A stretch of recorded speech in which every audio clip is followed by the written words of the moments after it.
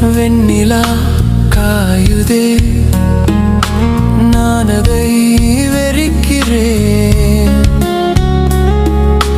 பூமியில் காணலாய் தோன்றுதே, என் மேல் தெரிக்குதே. பார்வை தன்னை பிடுங்கி எங்கோ எரிந்தாயே, பாதம் தன்னை முடக்கி நெஞ்சை முறித்தாயே.